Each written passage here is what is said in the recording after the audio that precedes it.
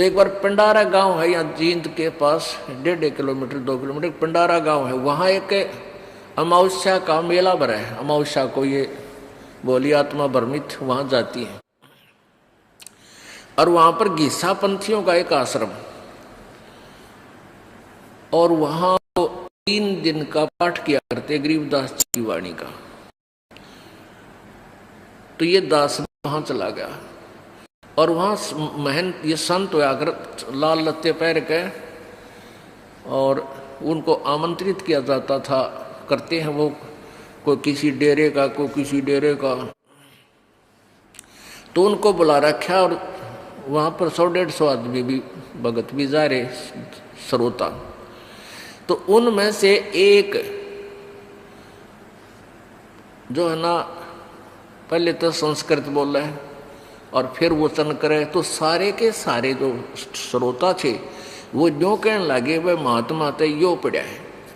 तो वो क्या करे, वो क्या कह रहा था कि भाई ये दुख और सुख तो मनमान्य के होते हैं, मान ले तो सुख है, नहीं तो मान ले तो दुख है। और इसलिए दुख क्यों होता है कि हम अपने आप को एक जीव समझते हैं, हम अपने आप को शरीर मान रहे हैं, और इसलिए हम शरीर को कोई दुख होता है तो हम दुखी हो जाते हैं। हमने मान लेना चाहिए कि हम शरीर नहीं है, क्योंकि हम तो आत्मा है, आत्मा को कोई कष्ट नहीं होता, ये तो अजर अमर है, सुख दुख से नहीं है।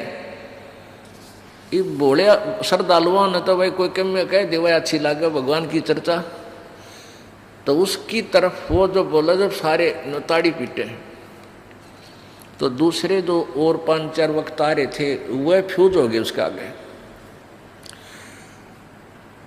अब जैसे एक रात को सत्संग करते थे, प्रथम रात्रि न करा, तो दूसरी रात्रि ने भी उसका नंबर आया, तो सारे चौकस हो गए सुनने के लिए। तो क्या कह रहा है कि भाई दुख तो शरीर को होता है, यहाँ आते हैं महाराज मुझे ये कष्ट हो गया, महाराज मुझे ये पीड़ा है, मुझे बड़ी हंसी आती है, ये लोग कैसे मूर्ख बने हुए हैं, ये आत्म तत्व से परिचित नहीं है। मैं एक बार चला जा रहा था, एक व्यक्ति बैठा बैठा रो रहा था, उसके पैर में पीड़ा थी, घुटने में पीड़ा थी। मैंने उसको ज्ञान दिया कि तू तो आत्मा है। अरे आत्मा को पीड़ा थोड़ी है, तो शरीर के है, तो शरीर को पीड़ा है, तू अपने आप को आत्मा समझ, तुझे कोई पीड़ा नहीं होगी। उसको कोई पीड़ा नहीं रही और वो खुद सुख हो गया। आत्म तत्व। अब तीसरे दिन दूसरी रात को, अगले तीसरे दिन तो भोग लग जाता था। पहले दिन उसने ये गप्पे मारे, दूसरे दिन भी ऐसे उसी रात ने, तो उसका जब वो 1:30 बजे तक तो सत्संग होया, वो बीच में उठ के अपने कमरे में चला गया, अलग से उनका आसन दे रखा था। वहां जाकर वो लग गया रूके मारने, उसका पेट में दर्द हो गया और बुरी तरह चिल्ला हुआ है, रोवे बूंदी डाल जो डांगर रोया करे। फिर वो जो वहाँ के प्रबंधक था वो गया, 1-2 सेवादार गया उसके पास, क्या हो गया महाराज जी? मर गया, पेट दुख है। वो एक पड़ोसी आश्रम था दूसरा, वहाँ 2 आश्रम है, उनके वहाँ से एक कार ले आए, उसने उसमें जींद ले आए। डॉक्टर ने फिर उसका इंजेक्शन वगैरह लगाए, ग्लूकोज चढ़ाया। वो सुबह 5-6 बजे से वापस ले आए और वो नो चले जानो जच्चा चले अगर उतर के गाड़ी में थे और उस कमरे में घुस गया अपने में। वो दुन से संत वो महंत उसके साथ बैठा करते, लोग ज्यादा उसकी सुनते थे, वह फ्यूज हो गए थे। वह गए 2 जने उसके पास, ने बोला महाराज तो आत्मा था, कल किलकी क्यों मारा था, क्यों रोया था डांगरे? तो यहाँ कहने का भाव ये इस तरह की थ्योरी थी लोगों। अब यहाँ पंडित की उपाधि यानी जैसे शास्त्री की उपाधि, ज्ञानी की उपाधि होती है, विशेष किसी एक शास्त्र के ज्ञाता को पंडित कह देते हैं। तो एक ऐसा कथावाचक पंडित जी यानी गुरु जी एक दिन एक उसके साथ उसका साथी शहर जा रहे थे। वो पंडित जी प्रतिदिन एक कथा कराया करता, नित्य पाठ करता था रामायण का। उस दिन उसने सोचा कि आज यदि रामायण का पाठ करूंगा तो लेट हो जाऊंगा, 4-5 किलोमीटर पैदल चल के ट्रेन पकड़नी है स्टेशन से।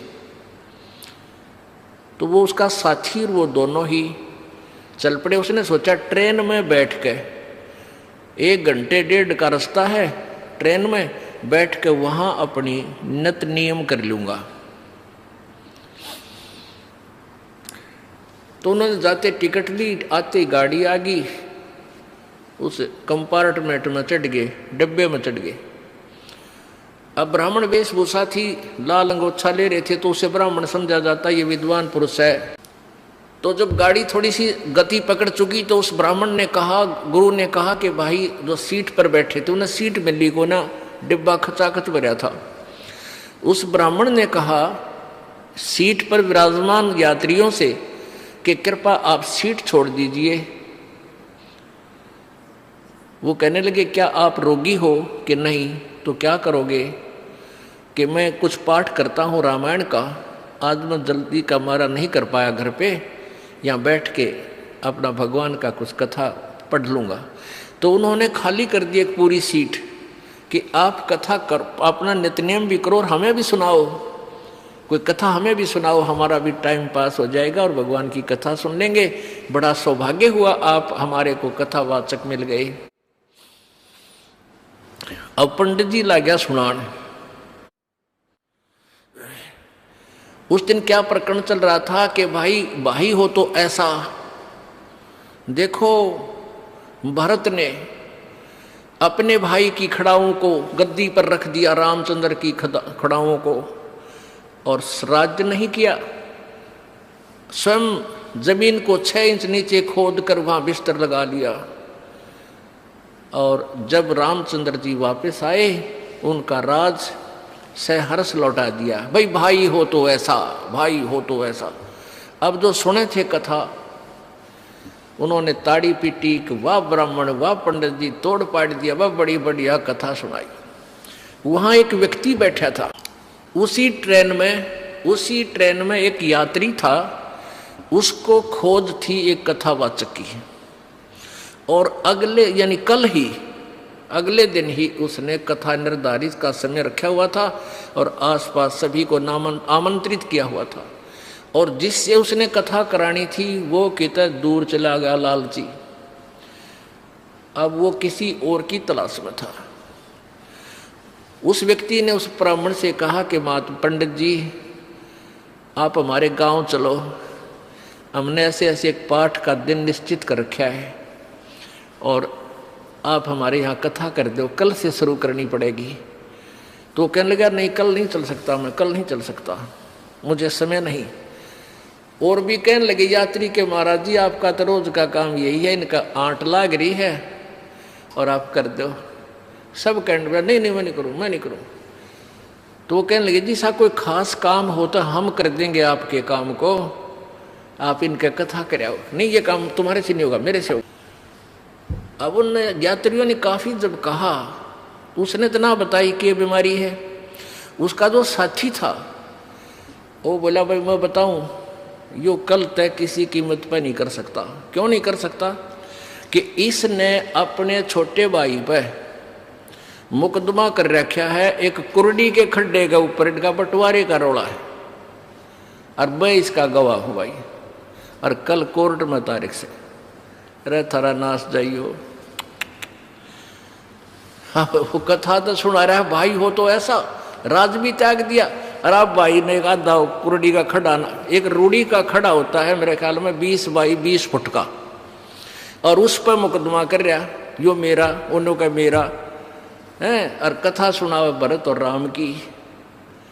इसके लिए बताते हैं कबीर परमेश्वर जी कहते हैं भाई करनी तज कथनी कथें, ये अज्ञानी दिन रात, और कुकर जो भौंकत फिर ये सुनी सुनाई बात। कहते कुत्ते की तरह भौंकते फिर ये सुनी सुनाई कथाओं को, और करनी है नहीं, अनुसरण है नहीं, और